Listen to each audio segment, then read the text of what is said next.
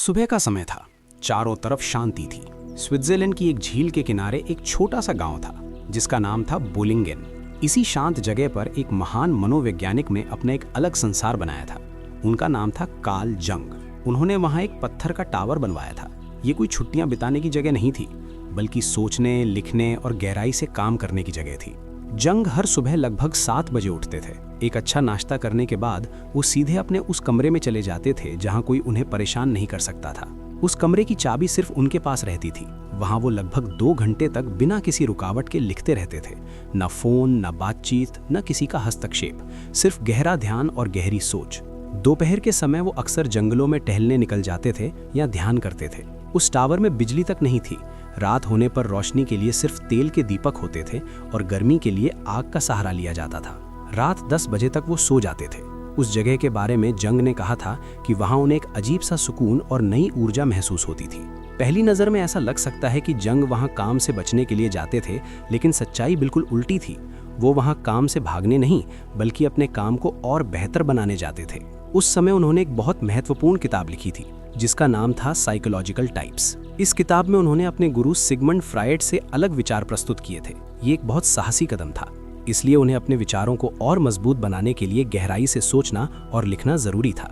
Zurich शहर में उनकी क्लिनिक थी जहां वो मरीजों का इलाज करते थे और लेक्चर देते थे। वहां की जिंदगी बहुत व्यस्त थी, लेकिन जंग जानते थे कि सिर्फ व्यस्त रहना ही महान काम करने के लिए काफी नहीं है। दुनिया को बदलने वाले विचार पैदा करने के लिए गहरी सोच की जरूरत होती है, और वही उन्हें उस शांत टावर में मिलती थी। यही वो जगह थी जहां जंग अपने सबसे महत्वपूर्ण विचारों पर काम करते थे। उन्होंने वहां कई लेख लिखे और अपने मनोविज्ञान के नए सिद्धांत विकसित किए। आगे चलकर वही विचार दुनिया भर में प्रसिद्ध हुए और उन्हें 20वीं सदी के सबसे प्रभावशाली विचारकों में से एक बना दिया। अगर हम इतिहास में नजर डालें तो पाएंगे कि सिर्फ जंग ही नहीं, बल्कि कई महान लोगों ने इसी तरह गहराई से काम करने की आदत अपनाई थी। फ्रांस के प्रसिद्ध लेखक मिशेल दे मॉन्टेन अपने किले के एक टावर में बनी निजी लाइब्रेरी में बैठकर लिखते थे। मार्क ट्वेन ने अपनी मशहूर किताब the adventures of Tom Sawyer एक अलग बने छोटे से कमरे में लिखी थी, जो उनके घर से थोड़ा दूर था। इतना ही नहीं, आधुनिक समय में भी कई सफल लोग इसी तरह काम करते हैं। मशहूर फिल्म निर्देशक वुडी एलन ने कई दशकों तक फिल्मों की स्क्रिप्ट बिना कंप्यूटर के सिर्फ एक टाइपराइटर पर लिखी। भौतिक विज्ञानी पीटर हिग्स इतने शांत और अलग रहते थे कि जब उन्हें नोबेल पुरस्कार मिला तो पत्रकार उन्हें ढूंढ ही नहीं पाए। हैरी पॉटर की लेखिका जेके रोलिंग ने भी जब अपनी किताबें लिखीं तब वो सोशल मीडिया से लगभग पूरी तरह दूर थीं। उन्होंने कहा था कि उनके लिए सबसे महत्वपूर्ण चीज़ है लिखना, और वो अपना ध्यान उसी पर केंद्रित रखना चाहती थीं। माइक्रोसॉफ्ट के संस्थापक बिल गेट्स भी साल में 2 बार थिंक वीक मनाते थे। इस दौरान वो खुद को पूरी तरह अलग कर लेते थे और सिर्फ पढ़ते, सोचते और भविष्य की योजनाओं पर काम करते थे। इसी तरह के एक थिंक वीक के दौरान उन्होंने इंटरनेट के भविष्य को लेकर एक ऐतिहासिक मेमो लिखा था जिसने माइक्रोसॉफ्ट की दिशा बदल दी। अगर हम इन सभी उदाहरणों को देखें तो एक बात साफ नजर आती है, इन सभी लोगों में एक खास आदत समान थी। वो थी बिना किसी रुकावट के पूरी एकाग्रता के साथ काम करने की क्षमता। इसी को लेखक ने खास नाम दिया है डीप वर्क। डीप वर्क का मतलब है ऐसा काम जिसमें व्यक्ति पूरी तरह ध्यान लगाकर काम करता है। इस दौरान कोई भी ध्यान भटकाने वाली चीज नहीं होती। ये वो स्थिति होती है जब इंसान अपनी मानसिक क्षमता की सीमा तक पहुंचकर काम करता है। ऐसा काम नई वैल्यू पैदा करता है, यह आपकी स्किल को बेहतर बनाता है और इसे आसानी से कोई दूसरा कॉपी नहीं कर सकता। मनोविज्ञान और न्यूरोसाइंस के कई शोध बताते हैं कि जब हम गहरी एकाग्रता के साथ काम करते हैं तब हमारा दिमाग वास्तव में मजबूत होता है। हमारी सोचने और सीखने की क्षमता बढ़ती है। यानी अगर कोई व्यक्ति अपने क्षेत्र में सच में अलग पहचान बनाना चाहता है तो उसे डीप वर्क की जरूरत होती है। लेकिन आज की दुनिया में एक बड़ी समस्या है। आधुनिक जीवन में लोगों का ध्यान लगातार बढ़ता जा रहा है। Email, social media, mobile notification, message और इंटरनेट की अनगिनत चीजें हर कुछ मिनट में हमारा ध्यान खींच लेती हैं। एक अध्ययन के अनुसार आज का औसत ज्ञान आधारित कर्मचारी अपने काम के हफ्ते का 60% से ज्यादा समय सिर्फ ईमेल पढ़ना, जवाब देना और इंटरनेट सर्च करने में खर्च करता है। लगभग 30% समय तो सिर्फ ईमेल पढ़ना और जवाब देने में ही चला जाता है। इसका मतलब ये है कि ज्यादातर लोग अपने काम का बड़ा हिस्सा गहराई से सोचने के बजाय छोटे छोटे टुकड़ों में करते हैं। यही वो जगह है जहां एक और शब्द सामने आता है, शैलो वर्क। शैलो वर्क वो काम है जिसमें ज्यादा सोचने की जरूरत नहीं होती। ये छोटे छोटे प्रशासनिक या सामान्य काम होते हैं, जैसे ईमेल भेजना, मीटिंग करना, रिपोर्ट फॉर्मेट करना या फाइलें व्यवस्थित करना। ऐसे काम जरूरी हो सकते हैं, लेकिन वो दुनिया में ज्यादा नई वैल्यू पैदा नहीं करते और सबसे बड़ी बात, इन्हें आसानी से कोई भी कर सकता है। आज के समय में बहुत सारे लोग दिन भर व्यस्त तो रहते हैं, लेकिन असल में वो डीप वर्क नहीं कर रहे होते। वो लगातार मैसेज भेज रहे होते हैं, ईमेल चेक कर रहे होते हैं, सोशल मीडिया देख रहे होते हैं और छोटी छोटी चीज़ों में उलझे रहते हैं। इसका सबसे बड़ा नुकसान ये है कि धीरे धीरे इंसान की गहराई से सोचने की क्षमता कम होने लगती है। पत्रकार निकोलस कार ने एक बार कहा था कि इंटरनेट का लगातार इस्तेमाल उनके दिमाग की गहराई से सोचने की क्षमता को कम कर रहा है। उन्हें महसूस होने लगा था कि वो पहले जितनी देर तक ध्यान केंद्रित नहीं कर पा रहे हैं। ये समस्या सिर्फ उनकी नहीं थी, आज करोड़ों लोग इसी समस्या से जूझ रहे हैं। लेकिन इसी स्थिति में एक बहुत बड़ा अवसर भी छिपा हुआ है। अगर दुनिया के ज़्यादातर लोग अपने ध्यान को बिखरा हुआ रखते हैं और कुछ लोग ऐसे हैं जो गहराई से काम करने की क्षमता विकसित कर लेते हैं, तो वो लोग बाकी लोगों से बहुत आगे निकल सकते हैं। आज की अर्थव्यवस्था में वही लोग सबसे ज़्यादा सफल होते हैं जो कठिन चीज़ें जल्दी सीख सकते हैं और बहुत उच्च स्तर का काम पैदा कर सकते हैं। और इन दोनों चीज़ों के लिए एक ही कौशल सबसे ज़रूरी है, डीप वर्क। यानी अगर कोई व्यक्ति गहराई से ध्यान लगाकर काम करना सीख लेता है तो वो नई स्किल्स जल्दी सीख सकता है और अपने काम में असाधारण परिणाम पैदा कर सकता है। इस किताब का मुख्य विचार भी यही है। आज की दुनिया में डीप वर्क एक सुपर पावर की तरह है। जो लोग इसे सीख लेते हैं वो तेजी से आगे बढ़ते हैं और जो लोग ध्यान भटकने की आदत में फंसे रहते हैं वो धीरे धीरे पीछे रह जाते हैं। लेकिन यहाँ एक सवाल उठता है, अगर डीप वर्क इतना महत्वपूर्ण है तो फिर ज़्यादातर लोग इसे क्यों नहीं करते? और क्या वास्तव में कोई भी व्यक्ति इस क्षमता को विकसित कर सकता है? यही वो सवाल है जिसका जवाब इस किताब में आगे मिलने वाला है। कुछ साल पहले एक युवक था जिसका नाम था जेसन बेन। वो एक फाइनेंशियल कंसल्टिंग कंपनी में काम करता था। उसकी नौकरी सुनने में अच्छी लगती थी, लेकिन असल में उसका ज़्यादातर काम बेहद उबाऊ और दोहराव वाला था। उसकी कंपनी बैंकों के लिए जटिल डील से जुड़ी रिपोर्ट तैयार करती थी। इन रिपोर्ट्स को बनाने के लिए एक्सेल की कई स्प्रेडशीट्स में डेटा को इधर उधर करना पड़ता था। ये काम इतना लंबा और थकाने वाला था कि एक रिपोर्ट तैयार करने में लगभग 6 घंटे लग जाते थे। जब जेसन ने कंपनी ज्वाइन की तब उसे भी यही काम सिखाया गया। वो घंटों बैठकर स्प्रेडशीट में डेटा कॉपी पेस्ट करता रहता था। शुरुआत में उसे लगा कि शायद यही तरीका है, लेकिन कुछ ही समय बाद उसे एहसास हुआ कि ये पूरा सिस्टम बेहद बेकार और धीमा है। जेसन एक समझदार लड़का था। उसने सोचना शुरू किया कि क्या इस काम को किसी बेहतर तरीके से किया जा सकता है।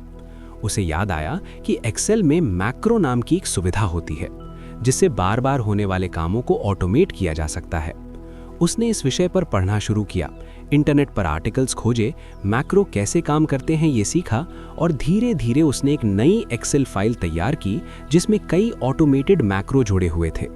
अब वही काम जो पहले 6 घंटे में होता था, सिर्फ एक बटन दबाने से कुछ ही मिनटों में पूरा हो जाता था। एक पूरी रिपोर्ट जो पहले लगभग पूरा दिन ले लेती थी, अब 1 घंटे से भी कम समय में तैयार हो जाती थी। जेसन को ये देखकर खुशी भी हुई और थोड़ी चिंता भी। खुशी इसलिए क्योंकि उसने एक बड़ी समस्या का समाधान ढूंढ लिया था, लेकिन चिंता इसलिए क्योंकि उसे एहसास हुआ कि अगर उसका पूरा काम एक एक्सेल स्क्रिप्ट से किया जा सकता है तो फिर उसकी नौकरी की असली कीमत क्या है। उसने महसूस किया कि अगर वो अपनी ज़िंदगी में सच में आगे बढ़ना चाहता है तो उसे ऐसी स्किल सीखनी होगी जिसे आसानी से ऑटोमेट या रिप्लेस नहीं किया जा सके। कुछ समय सोचने के बाद उसने एक बड़ा फैसला लिया, वो कंप्यूटर प्रोग्रामर बनेगा।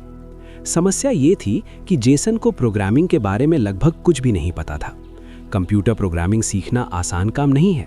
ज़्यादातर लोग इसे सीखने के लिए 4 साल की डिग्री लेते हैं और उसके बाद भी अच्छे डेवलपर बनने के लिए काफ़ी मेहनत करनी पड़ती है। लेकिन जेसन के पास इतना समय नहीं था। उसने अपनी नौकरी छोड़ दी और अपने माता पिता के घर वापस चला गया। उसने तय किया कि वो खुद से प्रोग्रामिंग सीखेगा। लेकिन यहाँ एक और समस्या सामने आई। जेसन को जल्दी ही एहसास हुआ कि उसे ध्यान केंद्रित करने में बहुत कठिनाई होती है। वो पढ़ने बैठता, लेकिन कुछ ही मिनटों में इंटरनेट खोल लेता, फिर ईमेल चेक करता, फिर कोई वेबसाइट देखने लगता। कुछ ही देर में उसका पूरा समय वेब सर्फिंग में चला जाता। वो खुद मानता था कि कई दिनों में उसका लगभग 98% समय इंटरनेट पर ही बीत जाता था। एक बार उसके बॉस ने उसे एक बिजनेस प्लान लिखने का काम दिया था। जेसन ने सोचा कि वो 5 अलग अलग बिजनेस प्लान पढ़कर समझेगा कि अच्छा प्लान कैसे लिखा जाता है। ये एक अच्छा विचार था, लेकिन वो ध्यान केंद्रित ही नहीं कर पाया। वो बार बार इंटरनेट खोल देता और अंत में वो प्रोजेक्ट पूरा ही नहीं हो पाया। जब उसने नौकरी छोड़ी तब उसे ये अच्छी तरह पता था कि उसकी सबसे बड़ी कमजोरी क्या है। उसकी सबसे बड़ी कमजोरी थी ध्यान की कमी।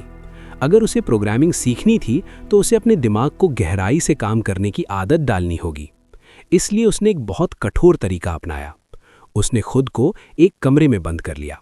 उस कमरे में कोई कंप्यूटर नहीं था, सिर्फ प्रोग्रामिंग की किताबें, नोट कार्ड और एक हाइलाइटर। वो किताबें पढ़ता, महत्वपूर्ण बातों को हाइलाइट करता, फिर उन्हें नोट कार्ड पर लिखता और जोर जोर से बोलकर अभ्यास करता। शुरुआत में ये बेहद कठिन था। बार बार उसका मन करता कि वो इंटरनेट चेक करे, लेकिन उस कमरे में इंटरनेट था ही नहीं। इसलिए धीरे धीरे उसका दिमाग मजबूर हो गया कि वो सिर्फ एक ही काम पर ध्यान दे। दिन गुजरते गए और उसकी एकाग्रता बढ़ती गई। कुछ ही समय बाद वो रोज 5 या उससे ज्यादा घंटे लगातार पढ़ाई कर पाने लगा। इस दौरान उसने प्रोग्रामिंग की लगभग 18 किताबें पढ़ डाली। 2 महीने तक लगातार इस तरह पढ़ाई करने के बाद उसने एक बेहद कठिन प्रोग्रामिंग बूट कैंप में दाखिला लिया। इस बूट कैंप में छात्रों को हर हफ्ते लगभग 100 घंटे काम करना पड़ता था। कई लोगों ने इसे अपनी जिंदगी का सबसे कठिन अनुभव बताया था। जेसन के साथ इस कोर्स में जितने छात्र शुरू हुए थे, उनमें से सिर्फ आधे ही अंत तक पहुंच पाए थे। लेकिन जेसन ने सिर्फ कोर्स पूरा ही नहीं किया, वो अपनी क्लास का सबसे अच्छा छात्र बन गया। कुछ ही समय बाद उसे सैन फ्रांसिस्को की एक टेक स्टार्टअप में डेवलपर की नौकरी मिल गई। जब उसने अपनी पुरानी नौकरी छोड़ी थी, तब उसकी सैलरी लगभग $40,000 सालाना थी। अब नई नौकरी में उसे $1 लाख सालाना मिलने लगे। और सबसे बड़ी बात यह थी कि उसकी स्किल्स जितनी बढ़ती जाएंगी, उसकी कमाई भी उतनी बढ़ सकती थी। जब लेखक ने बाद में जेसन से बात की, तब उसकी जिंदगी पूरी तरह बदल चुकी थी। अब वो डीप वर्क का बड़ा समर्थक बन चुका था। उसने अपने ऑफिस के सामने ही एक अपार्टमेंट किराए पर लिया था, ताकि वो सुबह सबसे पहले ऑफिस पहुंच सके। वो अक्सर सुबह के शुरुआती घंटों में 4 घंटे तक बिना किसी रुकावट के प्रोग्रामिंग करता था। उसके शब्दों में सच में फोकस, ना ईमेल, ना वेबसाइट, सिर्फ कोड। फिर दोपहर में वो 3 या 4 घंटे और काम करता था। वो लड़का जो पहले दिन का लगभग पूरा समय इंटरनेट पर बिताता था, अब रोज 7 से 8 घंटे गहराई से काम कर रहा था। जेसन की कहानी एक बहुत महत्वपूर्ण सच्चाई दिखाती है। डीप वर्क कोई पुरानी आदत नहीं है जो सिर्फ पुराने जमाने के लेखकों या वैज्ञानिकों के लिए जरूरी थी। ये आज की दुनिया में भी उतनी ही जरूरी है। असल में आज के समय में ये पहले से भी ज्यादा महत्वपूर्ण हो गई है। इसके 2 बड़े कारण हैं। पहला कारण है सीखने की क्षमता। आज की दुनिया तेजी से बदल रही है। नई तकनीकें लगातार आ रही हैं। जो स्किल आज उपयोगी है, वो 10 साल बाद पुरानी हो सकती है। अगर किसी व्यक्ति को इस दुनिया में मूल्यवान बने रहना है, तो उसे लगातार नई और जटिल चीजें सीखनी होंगी। और जटिल चीजें जल्दी सीखने के लिए डीप वर्क जरूरी है। दूसरा कारण है डिजिटल दुनिया का प्रभाव। आज अगर आप कुछ अच्छा बनाते हैं, तो इंटरनेट की वजह से उसे पूरी दुनिया देख सकती है। लेकिन इसका दूसरा पहलू भी है। अगर आपका काम औसत है, तो लोग आसानी से किसी बेहतर विकल्प को खोज सकते हैं। इसलिए आज के समय में सफल होने के लिए जरूरी है कि आप अपने काम का सबसे अच्छा संस्करण पैदा करें। और ऐसा काम करने के लिए गहराई से ध्यान लगाना जरूरी है। यही कारण है कि लेखक कहते हैं, डीप वर्क 21वीं सदी की सुपर पावर है। जो लोग इस कौशल को विकसित कर लेते हैं, उनके लिए अवसरों के दरवाजे खुल जाते हैं। लेकिन यहाँ एक और दिलचस्प सवाल पैदा होता है। आज की दुनिया में आखिर कौन लोग सबसे ज्यादा सफल हो रहे हैं? और क्या डीप वर्क का उनसे भी कोई संबंध है? यही हम आगे समझेंगे। आज की दुनिया में अगर हम ध्यान से देखें, तो पाएंगे कि कुछ लोग असाधारण रूप से सफल हो रहे हैं। उनकी कमाई भी ज्यादा है, उनका प्रभाव भी ज्यादा है, और उनके काम की कीमत भी बहुत ज्यादा है। सवाल यह है कि आखिर ऐसा क्यों हो रहा है? अर्थशास्त्रियों का मानना है कि हमारी दुनिया एक बड़े बदलाव से गुजर रही है। तकनीक इतनी तेजी से विकसित हो रही है कि काम करने का पूरा तरीका बदल रहा है। मशीनें और सॉफ्टवेयर बहुत से काम अपने आप करने लगे हैं। इससे कई नौकरियां खत्म हो रही हैं, लेकिन साथ ही कुछ नए अवसर भी पैदा हो रहे हैं। इस बदलाव को समझाने के लिए कुछ अर्थशास्त्रियों ने इसे ग्रेट रीस्ट्रक्चरिंग कहा है। इसका मतलब है कि अर्थव्यवस्था की पूरी संरचना बदल रही है। कुछ लोग इस बदलाव से नुकसान उठाएंगे, लेकिन कुछ लोग पहले से भी ज्यादा सफल होंगे। अगर हम उन लोगों को देखें जो इस नई अर्थव्यवस्था में जीत रहे हैं, तो वे आमतौर पर 3 अलग-अलग समूहों में आते हैं। पहला समूह है हाई स्किल्ड वर्कर्स का। ये वे लोग हैं जो जटिल तकनीक और मशीनों के साथ काम करना जानते हैं। आज की दुनिया में डेटा, सॉफ्टवेयर और डिजिटल सिस्टम्स बहुत महत्वपूर्ण हो गए हैं। जो लोग इन जटिल सिस्टम्स को समझ सकते हैं और उनसे मूल्य निकाल सकते हैं, वे बहुत मूल्यवान बन जाते हैं। इसका एक अच्छा उदाहरण है नेट सिल्वर। वे एक डेटा विश्लेषक हैं जिन्होंने चुनाव परिणामों की भविष्यवाणी करने के लिए जटिल गणितीय मॉडल बनाए। उन्होंने हजारों पोल्स का डेटा इकट्ठा किया और उन्हें कंप्यूटर मॉडल में डालकर चुनावों के परिणामों का अनुमान लगाया। उनकी भविष्यवाणियां इतनी सटीक साबित हुईं कि अचानक पूरी दुनिया का ध्यान उनकी ओर गया। बाद में उन्हें बड़ी मीडिया कंपनियों से बड़े ऑफर मिलने लगे। ये दिखाता है कि जो लोग जटिल डेटा और मशीनों के साथ काम करना जानते हैं, उनकी कीमत बहुत तेजी से बढ़ जाती है। दूसरा समूह है सुपरस्टार्स का। आज इंटरनेट और डिजिटल तकनीक ने दुनिया को बहुत छोटा बना दिया है। पहले अगर किसी शहर में एक अच्छा प्रोग्रामर था तो स्थानीय कंपनियां उसी को काम देती थीं, लेकिन आज कोई भी कंपनी दुनिया के सबसे अच्छे प्रोग्रामर को ऑनलाइन काम दे सकती है। इसका मतलब है कि अब औसत लोग नहीं, बल्कि सबसे अच्छे लोग ज्यादा सफल होते हैं। एक उदाहरण है डेविड हैनीमेयर हैंसन का। उन्होंने रूबी ऑन रेल्स नाम का एक वेब डेवलपमेंट फ्रेमवर्क बनाया। आज दुनिया की कई बड़ी वेबसाइट्स इसी तकनीक का इस्तेमाल करती हैं। उनकी स्किल इतनी खास थी कि दुनिया भर की कंपनियां उनके साथ काम करना चाहती थीं। यही वजह है कि वो आज बेहद सफल हैं। डिजिटल दुनिया में ये विनर टेक्स ऑल जैसा माहौल बन गया है, यानी जो सबसे बेहतर है वही सबसे ज्यादा फायदा उठाता है। तीसरा समूह है कैपिटल ओनर्स का। ये वे लोग हैं जिनके पास निवेश करने के लिए पैसा होता है। जब नई तकनीकें आती हैं तो उन्हें शुरू करने के लिए निवेश की जरूरत होती है। जो लोग इन तकनीकों में पैसा लगाते हैं वे भी बहुत फायदा कमाते हैं। जॉन डुअर नाम के एक वेंचर कैपिटलिस्ट इसका अच्छा उदाहरण है। उन्होंने गूगल, अमेज़न और ट्विटर जैसी कंपनियों में शुरुआती दौर में निवेश किया था। इन निवेशों ने उन्हें अरबपति बना दिया। अब यहाँ सबसे महत्वपूर्ण सवाल उठता है, अगर ये तीनों समूह इस नई अर्थव्यवस्था में जीत रहे हैं तो हम इनमें कैसे शामिल हो सकते हैं? लेखक कहते हैं कि इसके लिए दो मुख्य क्षमताएं जरूरी हैं। पहली क्षमता है कठिन चीजों को जल्दी सीखने की क्षमता। आज की दुनिया में तकनीक तेजी से बदल रही है। नई प्रोग्रामिंग लैंग्वेज, नए टूल्स, नई तकनीकें लगातार सामने आ रही हैं। अगर कोई व्यक्ति नई चीजें जल्दी नहीं सीख सकता तो वो पीछे रह जाएगा। जेसन बेन की कहानी हमें यही सिखाती है। उसने कुछ महीनों में खुद को प्रोग्रामर बना लिया क्योंकि उसने गहराई से सीखने की आदत विकसित कर ली थी। दूसरी क्षमता है उच्च स्तर का कार्य पैदा करने की क्षमता। सिर्फ सीखना ही काफी नहीं है, आपको अपनी स्किल्स का इस्तेमाल करके ऐसा काम पैदा करना होगा जिसे लोग मूल्यवान समझें। बहुत से लोग प्रोग्रामिंग जानते हैं, लेकिन हर कोई रूबी ऑन रेल्स जैसा फ्रेमवर्क नहीं बना सकता। बहुत से लोग डेटा विश्लेषण जानते हैं, लेकिन हर कोई नेट सिल्वर जैसा प्रसिद्ध नहीं बन पाता।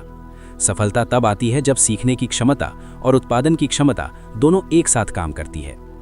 अब यहाँ एक महत्वपूर्ण सवाल आता है, इन दोनों क्षमताओं को कैसे विकसित किया जाए? लेखक का जवाब है डीप वर्क। कठिन चीजों को सीखने के लिए आपको गहरी एकाग्रता की जरूरत होती है।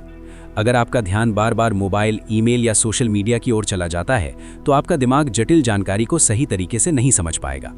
विज्ञान भी यही कहता है। जब हम गहराई से ध्यान लगाकर किसी कठिन काम पर काम करते हैं तो हमारे दिमाग में नई न्यूरल कनेक्शंस बनते हैं। इससे हमारी समझ और स्किल दोनों मजबूत होती है। इसी तरह उच्च स्तर का काम पैदा करने के लिए भी गहरा ध्यान जरूरी है। जब कोई व्यक्ति लगातार एक ही काम पर ध्यान केंद्रित करता है तब वह उस काम में ऐसी गुणवत्ता ला सकता है जो सामान्य काम से कहीं बेहतर होती है। यही कारण है कि दुनिया के कई सफल लोग अपने दिन का एक बड़ा हिस्सा बिना किसी रुकावट के काम करने में बिताते हैं। लेकिन यहाँ एक दिलचस्प विरोधाभास भी है। आज की दुनिया में लोग पहले से ज्यादा व्यस्त हैं। वे लगातार ईमेल भेज रहे हैं, मीटिंग्स में जा रहे हैं और हर कुछ मिनट में अपने फोन को देख रहे हैं। लेकिन ये व्यस्तता असली उत्पादकता नहीं है। असल उत्पादकता तब पैदा होती है जब आप कुछ समय के लिए पूरी तरह एक ही काम में डूब जाते हैं। इसी स्थिति को डीप वर्क कहा जाता है। जब आप इस अवस्था में होते हैं तब आपका दिमाग अपनी पूरी क्षमता के साथ काम करता है। समय तेजी से गुजरता है और आप कम समय में बहुत ज्यादा काम कर पाते हैं। दूसरी तरफ जब आपका ध्यान बार बार बंटता है तो आपका दिमाग हर बार नई चीज के साथ फिर से शुरू करता है। इससे ऊर्जा भी ज्यादा खर्च होती है और परिणाम भी कमजोर होते हैं। इसलिए लेखक कहते हैं कि अगर कोई व्यक्ति आज की अर्थव्यवस्था में आगे बढ़ना चाहता है तो उसे डीप वर्क की आदत विकसित करनी ही होगी। लेकिन यहाँ एक और सवाल पैदा होता है, अगर डीप वर्क इतना शक्तिशाली है तो फिर आज की दुनिया में ये इतना दुर्लभ क्यों हो गया है? क्यों ज्यादातर लोग लगातार व्यस्त तो रहते हैं लेकिन गहराई से काम नहीं कर पाते? और आखिर आधुनिक ऑफिस और डिजिटल दुनिया ने हमारी ध्यान देने की क्षमता को इतना कमजोर क्यों बना दिया है? यही वो रहस्य है जिसे हम अगले हिस्से में समझेंगे। अब तक हमने ये समझ लिया कि गहराई से काम करना क्यों महत्वपूर्ण है। ये हमें कठिन चीजें सीखने में मदद करता है और हमें ऐसा काम करने की क्षमता देता है जो वास्तव में मूल्यवान होता है। लेकिन अब एक और सवाल सामने आता है, अगर डीप वर्क इतना शक्तिशाली है तो फिर आज की दुनिया में ये इतना दुर्लभ क्यों हो गया है? सच्चाई ये है कि आधुनिक कार्य संस्कृति धीरे धीरे हमें गहराई से काम करने से दूर कर रही है। आज के ज़्यादातर ऑफिस ऐसे बनाए जाते हैं जहां लगातार बातचीत, मीटिंग्स और मैसेज का माहौल बना रहता है। उदाहरण के लिए कई बड़ी टेक कंपनियों ने ओपन ऑफिस का मॉडल अपनाया है। इन ऑफिसों में हजारों कर्मचारी एक ही बड़े हॉल में काम करते हैं। कोई अलग केबिन नहीं, कोई निजी जगह नहीं। विचार ये होता है कि इससे सहयोग बढ़ेगा और लोग एक दूसरे से जल्दी संवाद कर पाएंगे। लेकिन इसका एक दूसरा पहलू भी है। जब लोग लगातार आसपास की आवाजें सुनते हैं, बातचीत देखते हैं और किसी भी समय कोई भी उनके पास आ सकता है, तो गहराई से काम करना लगभग असंभव हो जाता है। कल्पना कीजिए कि आप किसी जटिल समस्या को हल करने की कोशिश कर रहे हैं। आपका दिमाग धीरे धीरे उस समस्या में डूब रहा है। तभी कोई सहकर्मी आकर आपसे एक छोटा सा सवाल पूछता है। आप जवाब देते हैं, फिर दोबारा काम शुरू करने की कोशिश करते हैं, लेकिन अब आपका ध्यान पूरी तरह वापस आने में समय लगता है। यही प्रक्रिया दिन में कई बार होती है। धीरे धीरे आपका पूरा दिन छोटे छोटे व्यवधानों में टूट जाता है। इसके अलावा एक और बड़ी समस्या है, लगातार डिजिटल कनेक्टिविटी। आज हर व्यक्ति के पास ईमेल है, मैसेजिंग ऐप्स हैं, सोशल मीडिया है और हर समय आने वाले नोटिफिकेशंस हैं। ये सभी चीज़ें हमारे ध्यान को बार बार तोड़ती रहती हैं। बहुत से लोग सोचते हैं कि अगर वे हर कुछ मिनट में अपना ध्यान बदलेंगे और हर मैसेज पर तुरंत प्रतिक्रिया देंगे तो वे अधिक उत्पादक बनेंगे। लेकिन असल में ये आदत उल्टा असर करती है। जब हम हर कुछ मिनट में अपना ध्यान बदलते हैं तो हमारा दिमाग किसी भी काम में गहराई से नहीं उतर पाता। एक दिलचस्प मनोवैज्ञानिक शोध इस बात को समझाता है। इस शोध में अटेंशन रेजिड्यू नाम का एक विचार सामने आया। इसका मतलब है कि जब हम एक काम से दूसरे काम में जाते हैं तो हमारा पूरा ध्यान तुरंत नए काम में नहीं आता। हमारे दिमाग का एक हिस्सा अभी भी पिछले काम के बारे में सोचता रहता है।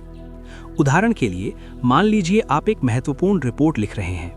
अचानक आप ईमेल चेक करने लगते हैं, फिर आप वापस रिपोर्ट पर लौटते हैं, लेकिन आपका दिमाग अभी भी उस ईमेल के बारे में सोच रहा होता है। यही बचा हुआ ध्यान अटेंशन रेजिड्यू कहलाता है। इसका असर ये होता है कि आप जिस काम पर वापस लौटे हैं उसमें आपकी क्षमता पहले जैसी नहीं रहती। आप धीमे हो जाते हैं, आपकी सोच कम स्पष्ट हो जाती है। और अगर ये प्रक्रिया बार बार होती है तो पूरे दिन की उत्पादकता गिर जाती है। यही कारण है कि डीप वर्क के लिए लंबे समय तक बिना किसी रुकावट के काम करना जरूरी होता है। जब आप लगातार एक ही काम पर ध्यान देते हैं तो आपका दिमाग धीरे धीरे उस काम में पूरी तरह डूब जाता है। यही वो स्थिति होती है जहां सबसे अच्छे विचार पैदा होते हैं और सबसे उच्च गुणवत्ता का काम निकलता है। लेकिन आधुनिक कार्य संस्कृति इसके बिल्कुल विपरीत दिशा में जा रही है। आज कई कंपनियों में ये उम्मीद की जाती है कि कर्मचारी हर समय उपलब्ध रहें। अगर कोई व्यक्ति ईमेल का जवाब देर से देता है तो उसे कम सक्रिय माना जाता है। कुछ लोग तो अपने फोन को हर कुछ मिनट में देखते हैं ताकि कोई मैसेज मिस ना हो जाए। ये आदत धीरे धीरे हमारे दिमाग को इस तरह प्रशिक्षित कर देती है कि वो लंबे समय तक एक ही चीज पर ध्यान नहीं रख पाता। ये वैसा ही है जैसे कोई व्यक्ति हर कुछ मिनट में चैनल बदलता रहे और फिर उम्मीद करे कि वो पूरी फिल्म समझ पाएगा। इस स्थिति का एक और दिलचस्प पहलू है। बहुत से लोग ये मानने लगे हैं कि व्यस्त रहना ही उत्पादकता है। अगर उनका कैलेंडर मीटिंग से भरा हुआ है, अगर उनका इनबॉक्स लगातार सक्रिय है, तो उन्हें लगता है कि वे बहुत महत्वपूर्ण काम कर रहे हैं। लेकिन अक्सर ये सिर्फ शैलो वर्क होता है, ऐसे काम जिनमें ज़्यादा सोचने की ज़रूरत नहीं होती लेकिन जो समय और ऊर्जा ज़रूर लेते हैं। यही वजह है कि कई लोग पूरे दिन काम करने के बाद भी महसूस करते हैं कि उन्होंने वास्तव में कोई महत्वपूर्ण काम पूरा नहीं किया। उनका दिन व्यस्त था लेकिन गहरा नहीं था। यहीं पर डीप वर्क का असली महत्व सामने आता है। अगर कोई व्यक्ति अपने दिन में कुछ घंटे भी पूरी तरह बिना रुकावट के काम करने के लिए निकाल ले तो वो उतना काम कर सकता है जितना बाकी लोग पूरे दिन में नहीं कर पाते। इतिहास में कई महान लोगों ने इसी सिद्धांत का उपयोग किया है। उन्होंने अपने लिए ऐसे वातावरण बनाए जहां वे बिना किसी व्यवधान के काम कर सकें, क्योंकि वे जानते थे कि महान विचार और असाधारण परिणाम सिर्फ गहरी एकाग्रता में ही पैदा होते हैं। लेकिन अब एक और महत्वपूर्ण सवाल आता है। अगर आधुनिक दुनिया लगातार हमारे ध्यान को भटका रही है तो फिर हम डीप वर्क की आदत कैसे विकसित कर सकते हैं? क्या ये संभव है कि हम अपनी जिंदगी और अपने काम के तरीके को इस तरह बदल लें कि गहराई से काम करना फिर से संभव हो जाए? और अगर हाँ, तो इसके लिए हमें क्या करना होगा? यही वो जगह है जहां से इस किताब का अगला हिस्सा शुरू होता है।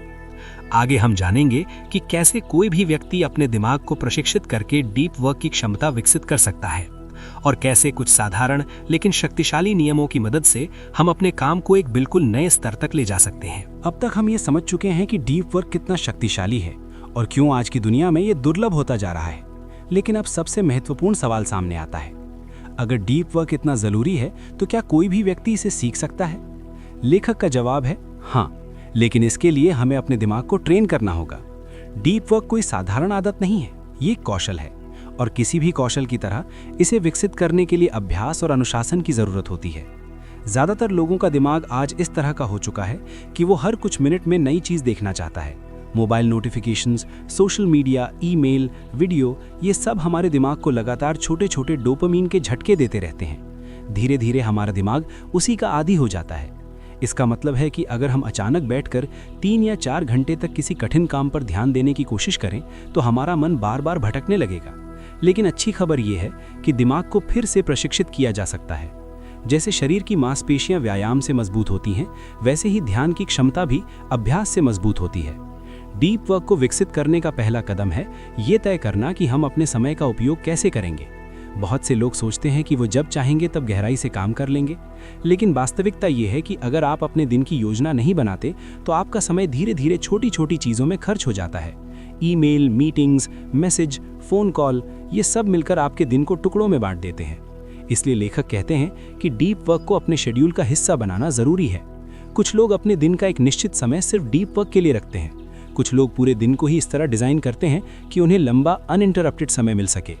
लेकिन चाहे तरीका कोई भी हो, एक बात ज़रूरी है, डीप वर्क को योजना के साथ करना होगा।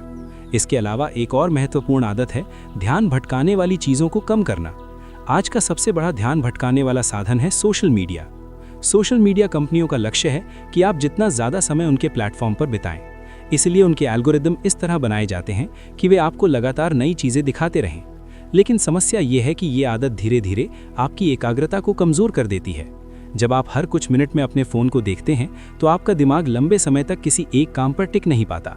इसका मतलब ये नहीं कि सोशल मीडिया पूरी तरह बुरा है, लेकिन अगर आप डीप वर्क करना चाहते हैं तो आपको ये सोचना होगा कि क्या ये प्लेटफॉर्म वास्तव में आपके जीवन में मूल्य जोड़ रहे हैं। अगर नहीं तो उन्हें सीमित करना ज़रूरी है। एक और महत्वपूर्ण बात यह है कि हमें बोरियत से डरना नहीं चाहिए। आज बहुत से लोग जैसे ही थोड़ा खाली समय मिलता है तुरंत फ़ोन निकाल लेते हैं। बस का इंतज़ार कर रहे हैं, फ़ोन, लाइन में खड़े हैं, फ़ोन, कुछ मिनट खाली हैं, फ़ोन। इस आदत का असर ये होता है कि हमारा दिमाग बोरियत सहने की क्षमता खो देता है। लेकिन डीप वर्क के लिए बोरियत को सहना ज़रूरी है। जब आप किसी कठिन काम पर ध्यान देते हैं तो शुरुआत में आपका मन बार बार भटकता है। अगर आप हर बार उस भटकाव के साथ फ़ोन उठा लेते हैं तो आपका दिमाग कभी गहराई में जाना नहीं सीखेगा। इसलिए लेखक सलाह देते हैं कि कभी कभी जानबूझकर बिना किसी मनोरंजन के समय बिताना चाहिए। उदाहरण के लिए, अगर आप कहीं जा रहे हैं तो रास्ते में सिर्फ सोचिए, फ़ोन मत देखिए। धीरे धीरे आपका दिमाग लंबे समय तक शांत रहने और सोचने की आदत सीखने लगेगा। डीप वर्क का एक और दिलचस्प पहलू है, ये सिर्फ उत्पादकता नहीं बढ़ाता बल्कि संतोष भी बढ़ाता है। जब कोई व्यक्ति पूरी तरह किसी काम में डूब जाता है तो वो एक खास मानसिक स्थिति में पहुंचता है जिसे फ्लो कहा जाता है। इस स्थिति में समय का एहसास कम हो जाता है और काम खुद में आनंद देने लगता है। बहुत से कलाकार, वैज्ञानिक और लेखक इसी अवस्था में अपने सबसे महान काम करते हैं। यानी डीप वर्क सिर्फ सफलता का साधन नहीं है बल्कि एक संतोषजनक जीवन का भी रास्ता है। लेकिन यहाँ एक और समस्या सामने आती है। आज की दुनिया में बहुत से लोग सोचते हैं कि अगर वे व्यस्त दिखते हैं तो वे महत्वपूर्ण हैं। वे लगातार ईमेल भेजते हैं, मीटिंग्स में जाते हैं और हर समय ऑनलाइन रहते हैं। लेकिन ये सब अक्सर सिर्फ गतिविधि होती है, असली प्रगति नहीं। डीप वर्क हमें इस भ्रम से बाहर निकालता है। ये हमें सिखाता है कि असली मूल्य उन क्षणों में पैदा होता है जब हम पूरी तरह किसी महत्वपूर्ण काम में डूब जाते हैं। और यही वो आदत है जो साधारण लोगों को असाधारण बना देती है। लेकिन अभी भी एक सवाल बाकी है, अगर डीप वर्क इतना शक्तिशाली है तो इसे अपनी ज़िंदगी में लागू कैसे किया जाए? क्या इसके लिए कोई स्पष्ट नियम या तरीका है जिसे हम रोज़मर्रा के जीवन में इस्तेमाल कर सके? यही वो जगह है जहाँ से इस किताब का अगला हिस्सा शुरू होता है। अब लेखक हमें कुछ ऐसे नियम बताएंगे जिनकी मदद से कोई भी व्यक्ति अपनी ज़िंदगी में डीप वर्क को लागू कर सकता है। अब तक हमने ये समझ लिया कि डीप वर्क क्यों महत्वपूर्ण है और क्यों ये आज की दुनिया में दुर्लभ होता जा रहा है। लेकिन सिर्फ ये जान लेना कि डीप वर्क ज़रूरी है काफ़ी नहीं है। असली सवाल ये है कि इसे अपनी ज़िंदगी में कैसे लागू किया जाए। लेखक कहते हैं कि डीप वर्क को अपनाने के लिए कुछ स्पष्ट नियमों की ज़रूरत होती है। बिना नियमों के हमारा दिमाग फिर से पुराने पैटर्न में लौट जाता है, जहां ध्यान बार बार भटकता रहता है। डीप वर्क का पहला नियम है गहराई से काम करो। ये सुनने में बहुत सरल लगता है, लेकिन वास्तव में ये काफी कठिन है, क्योंकि गहराई से काम करना सिर्फ एक निर्णय नहीं है, बल्कि एक पूरी जीवन शैली है।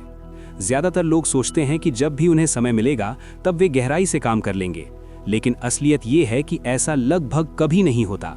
दिन भर छोटे छोटे काम, ईमेल, कॉल और मीटिंग्स हमारा समय खा जाते हैं। इसलिए लेखक कहते हैं कि डीप वर्क को आदत बनाना होगा, और आदत बनाने का सबसे अच्छा तरीका है इसे अपने शेड्यूल का हिस्सा बनाना।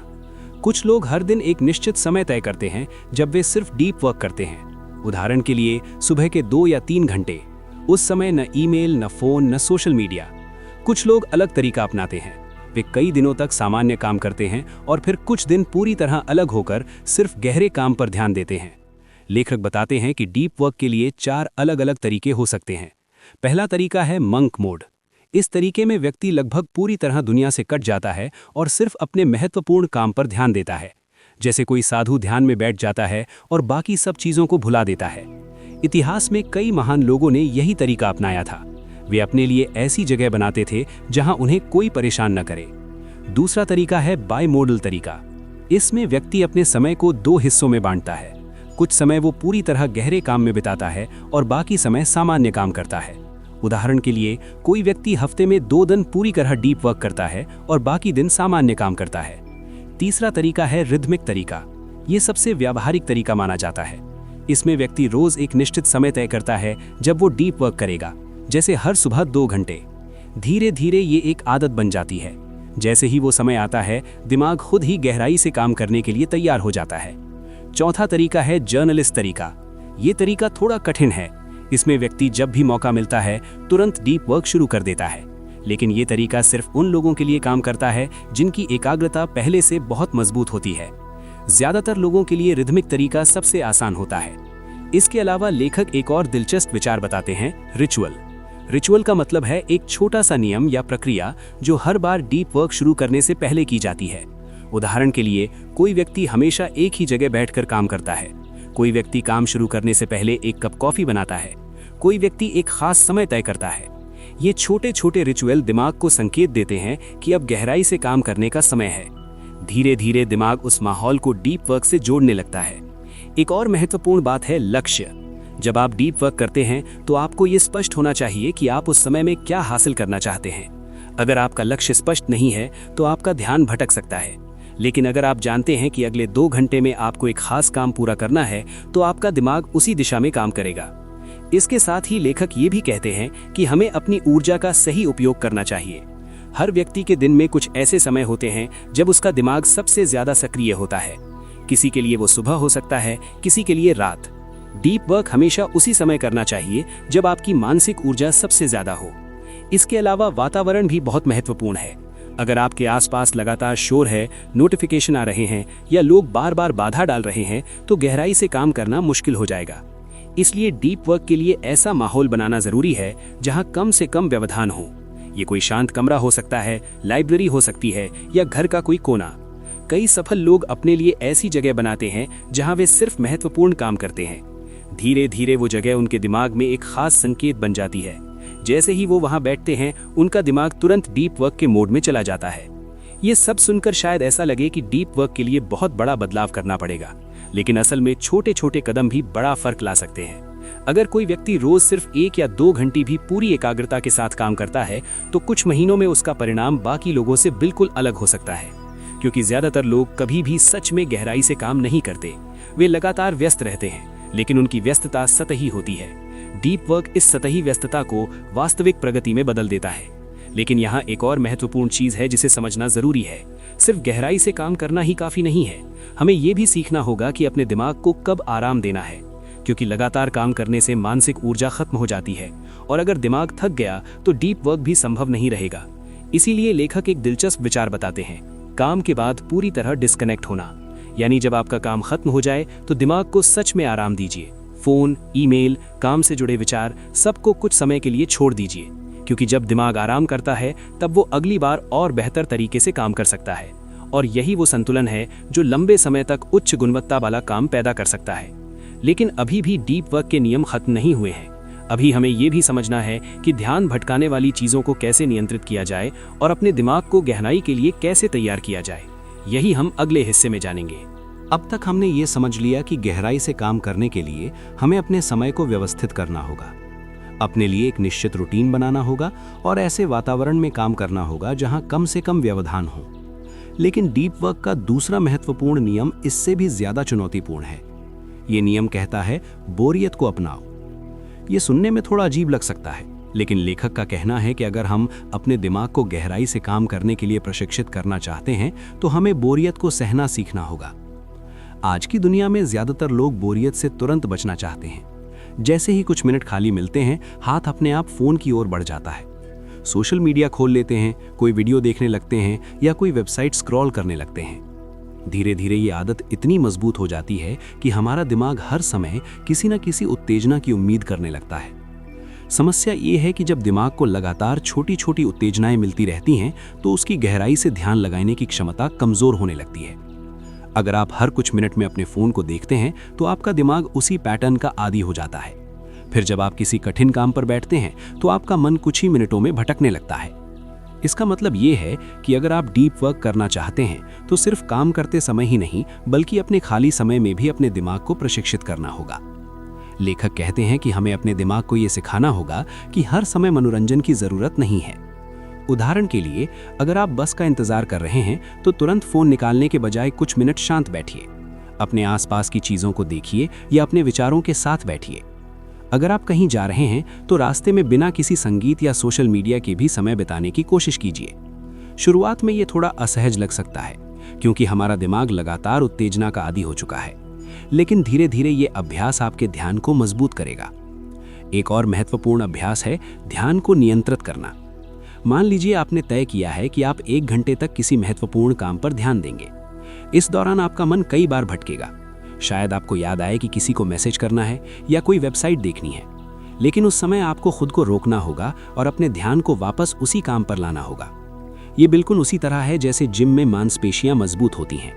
हर बार जब आप अपने ध्यान को वापस लाते हैं तो आपकी मानसिक मांसपेशियां थोड़ी और मजबूत हो जाती हैं। लेखक एक और दिलचस्प सुझाव देते हैं। वे कहते हैं कि इंटरनेट का उपयोग भी एक निर्धारित समय पर करना चाहिए। आज ज्यादातर लोग जब चाहें तब इंटरनेट खोल लेते हैं, लेकिन इससे ध्यान भटकने की आदत और मजबूत होती है। अगर आप तय कर लें कि दिन में सिर्फ कुछ निश्चित समय पर ही इंटरनेट का उपयोग करेंगे तो धीरे धीरे आपका दिमाग बाकी समय में ज्यादा एकाग्र रहने लगेगा। इसका मतलब ये नहीं है कि इंटरनेट बुरा है। इंटरनेट एक शक्तिशाली साधन है, लेकिन अगर उसका उपयोग बिना नियंत्रण के किया जाए तो वो हमारी एकाग्रता को कमजोर कर सकता है। इसी तरह सोशल मीडिया के बारे में भी लेखक एक अलग दृष्टिकोण देते हैं। बहुत से लोग सोचते हैं कि उन्हें हर सोशल मीडिया प्लेटफॉर्म पर मौजूद रहना चाहिए। वे कहते हैं कि अगर वे फेसबुक, ट्विटर या इंस्टाग्राम का उपयोग नहीं करेंगे तो वे कुछ महत्वपूर्ण चीज़ों से चूक जाएंगे। लेकिन लेखक कहते हैं कि हमें हर तकनीक को अपनाने से पहले ये सोचना चाहिए कि वो वास्तव में हमारे जीवन में कितना मूल्य जोड़ती है।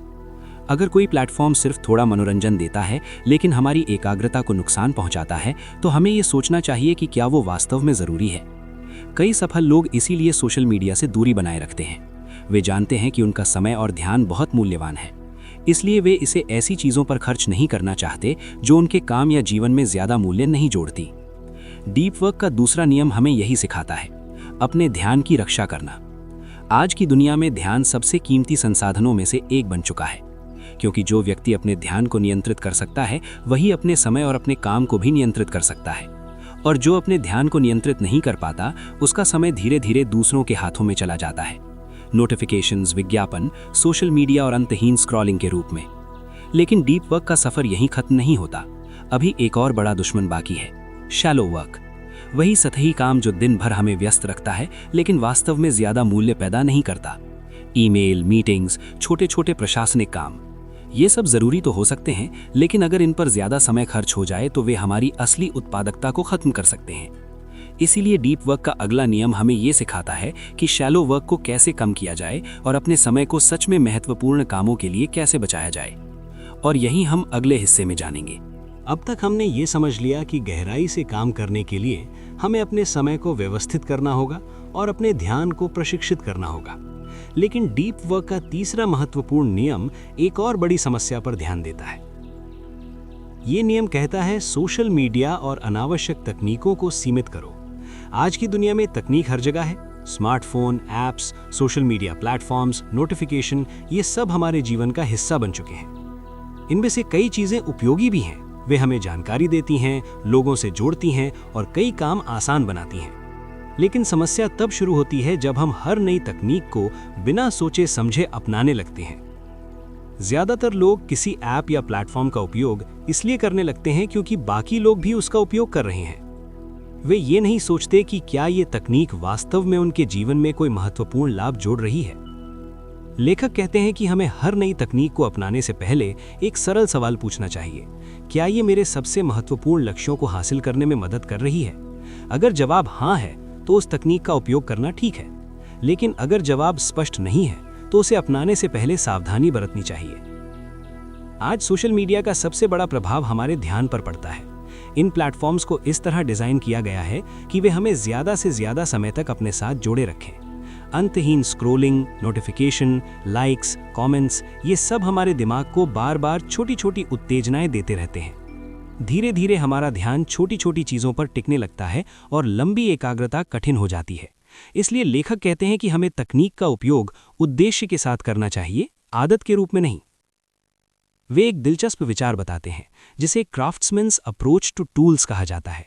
इसका मतलब है कि हमें तकनीकों को उसी तरह चुनना चाहिए जैसे एक कारीगर अपने औजार चुनते हैं। एक अच्छा कारीगर हर औजार का उपयोग नहीं करता, वो सिर्फ वही औजार चुनता है जो उसके काम को वास्तव में बेहतर बनाते हैं। ठीक उसी तरह हमें भी तकनीकों को सावधानी से चुनना चाहिए।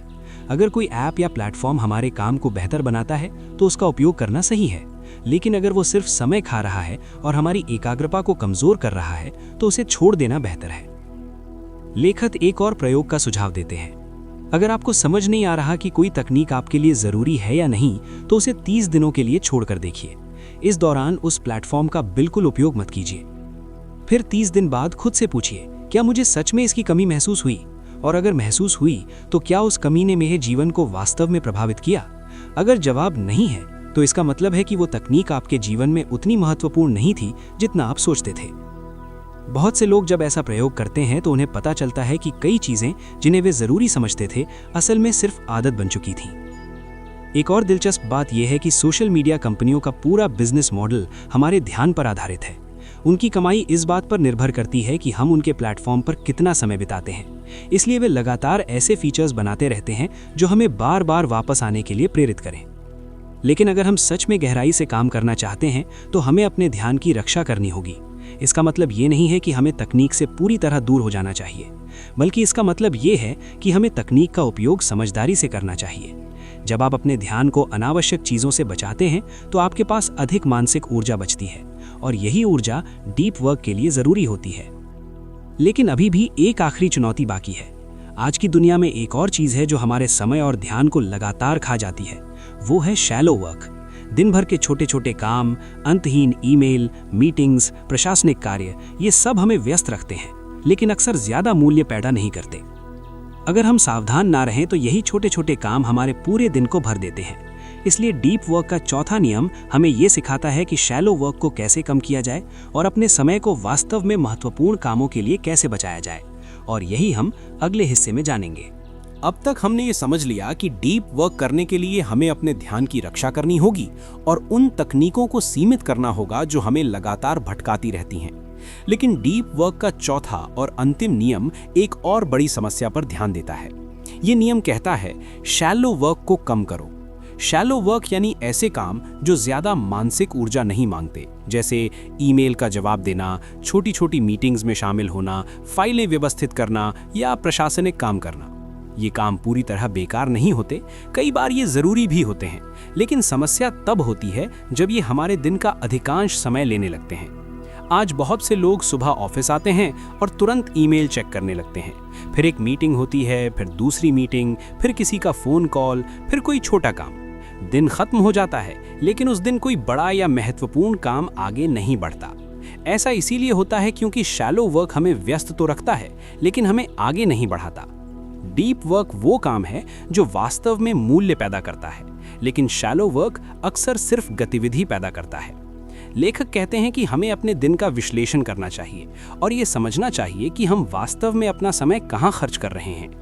अगर हम ईमानदारी से देखें तो हमें पता चलेगा कि हमारा बहुत सारा समय ऐसे कामों में चला जाता है जिनका असली महत्व बहुत कम है। इसलिए पहला कदम है अपने समय की योजना बनाना। लेखक सुझाव देते हैं कि हमें अपने दिन को पहले से ब्लॉक्स में बांटना चाहिए। उदाहरण के लिए सुबह का एक समय डीप वर्क के लिए तय किया जा सकता है, दोपहर में कुछ समय मीटिंग्स और ईमेल के लिए रखा जा सकता है। जब हम अपने दिन को इस तरह योजना के साथ बिताते हैं तो शैलो वर्क धीरे धीरे सीमित होने लगता है। एक और महत्वपूर्ण बात है ईमेल का प्रबंधन। ईमेल आज के समय में सबसे बड़े ध्यान भटकाने वाले साधनों में से एक है। बहुत से लोग दिन भर अपना इनबॉक्स खुला रखते हैं, जैसे ही नया ईमेल आता है वे तुरंत उसे पढ़ते हैं और जवाब देने लगते हैं। इस आदत से उनका ध्यान बार बार टूटता रहता है। लेखक कहते हैं कि ईमेल को भी एक निश्चित समय पर ही देखना चाहिए, उदाहरण के लिए दिन में 2 या 3 बार। इससे आपका ध्यान बार बार नहीं टूटेगा और आप लंबे समय तक एक ही काम पर ध्यान दे पाएंगे। इसके अलावा ईमेल का जवाब देते समय भी सोच समझकर जवाब देना चाहिए। कई बार हम छोटे और अस्पष्ट जवाब देते हैं, जिससे आगे और ईमेल की बातचीत शुरू हो जाती है। लेकिन अगर हम शुरुआत में ही स्पष्ट और पूरा जवाब दें तो कई अनावश्यक ईमेल से बचा जा सकता है। एक और महत्वपूर्ण आदत है ना कहना सीखना। बहुत से लोग हर काम के लिए हाँ कह देते हैं। कोई मीटिंग बुलाता है तो वे चले जाते हैं, कोई नया प्रोजेक्ट देता है तो वे उसे भी स्वीकार कर लेते हैं। धीरे धीरे उनका कैलेंडर इतना भर जाता है कि उनके पास डीप वर्क के लिए समय ही नहीं बचता। इसलिए कभी कभी जरूरी होता है कि हम उन कामों को मना करें जो वास्तव में महत्वपूर्ण नहीं है। ये आसान नहीं होता, लेकिन अगर हम अपने सबसे महत्वपूर्ण लक्ष्यों पर ध्यान देना चाहते हैं तो ये जरूरी है। लेखक एक और दिलचस्प विचार बताते हैं, काम के बाद पूरी तरह डिस्कनेक्ट होना। आज बहुत से लोग ऑफिस से घर जाने के बाद भी अपने ईमेल चेक करते रहते हैं। वे देर रात तक काम के बारे में सोचते रहते हैं, लेकिन ये आदत लंबे समय में हमारी मानसिक ऊर्जा को खत्म कर देती है। अगर हमारा दिमाग कभी पूरी तरह आराम नहीं करता तो वो अगली सुबह पूरी क्षमता के साथ काम नहीं कर पाएगा। इसीलिए लेखक कहते हैं कि दिन के अंत में काम को सच में खत्म कर देना चाहिए। जब काम खत्म हो जाए तो खुद से कहिए, आज का काम पूरा हुआ। फिर अपने दिमाग को आराम दीजिए। अपने परिवार के साथ समय बिताइए, किताब पढ़िए, टहलने जाइए या कोई शौक पूरा कीजिए। ये आराम सिर्फ आनंद के लिए नहीं है, बल्कि ये आपके दिमाग को फिर से ऊर्जा देने का तरीका है। जब दिमाग आराम करता है तो वो नई ऊर्जा के साथ अगली बार डीप वर्क करने के लिए तैयार होता है। धीरे धीरे जब आप इन आदतों को अपनाते हैं तो आपका पूरा काम करने का तरीका बदलने लगता है। आप कम समय में ज्यादा महत्वपूर्ण काम करने लगते हैं, आपका ध्यान मजबूत हो जाता है और सबसे महत्वपूर्ण बात, आपका काम वास्तव में मूल्य पैदा करने लगता है। यही डीप वर्क की असली ताकत है। ये सिर्फ उत्पादकता का तरीका नहीं है, ये पूरी जीवन शैली है।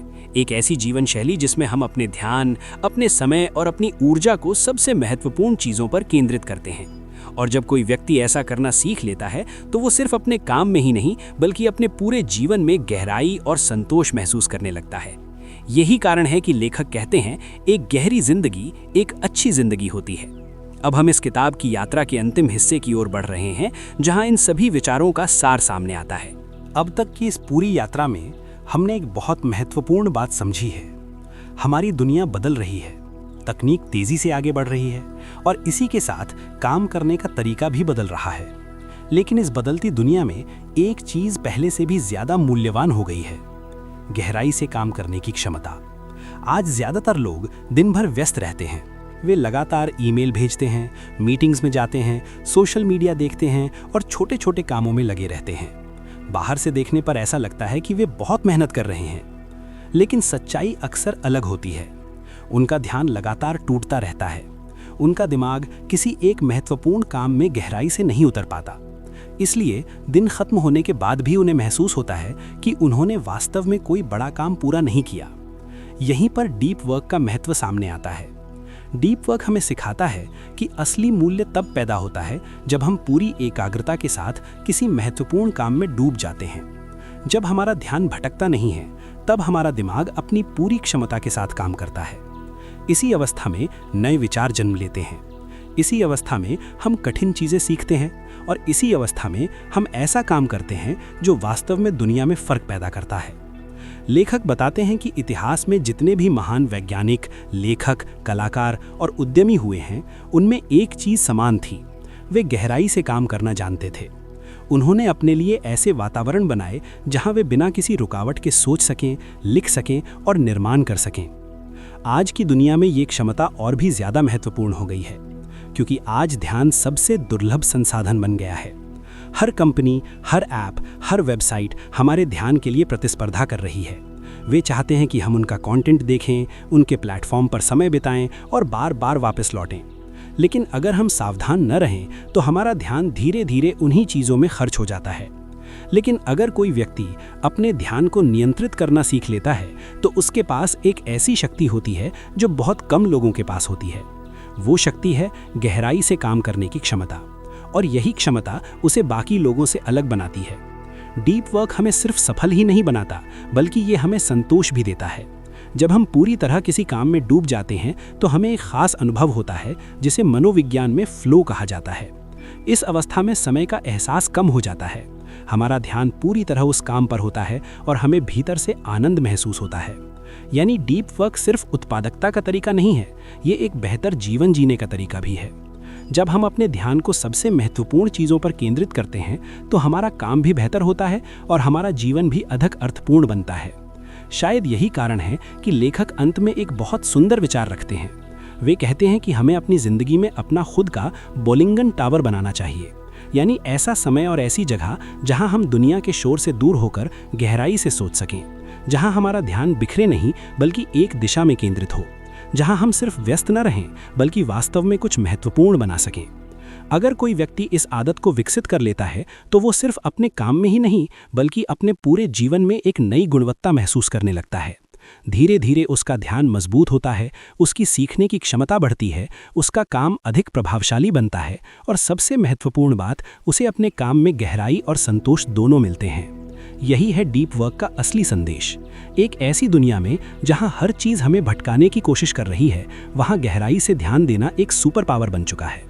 और जो लोग इस सुपर पावर को विकसित कर लेते हैं वो न सिर्फ अपने क्षेत्र में आगे बढ़ते हैं बल्कि एक अधिक अर्थपूर्ण और संतुलित जीवन भी जीते हैं। अगर आपने इस पूरी यात्रा को ध्यान से सुना है तो अब आपके पास वो समझ है जो बहुत कम लोगों के पास होती है। अब ये आप पर निर्भर करता है कि आप अपने जीवन में डीप वर्क को कैसे लागू करते हैं। अगर ये कहानी आपको पसंद आई और आपने इससे कुछ नया सीखा तो वीडियो को लाइक ज़रूर करें, चैनल को सब्सक्राइब करें और बेल आइकन दबाएं ताकि आपको ऐसी ही नई किताबों की ऑडियो बुक और ज्ञानवर्धक कहानियां सबसे पहले मिल सकें। और कमेंट में ज़रूर बताइए कि अगली वीडियो आप किस किताब पर सुनना चाहते हैं। हम फिर मिलेंगे एक नई किताब, नए विचार और नई प्रेरणा के साथ।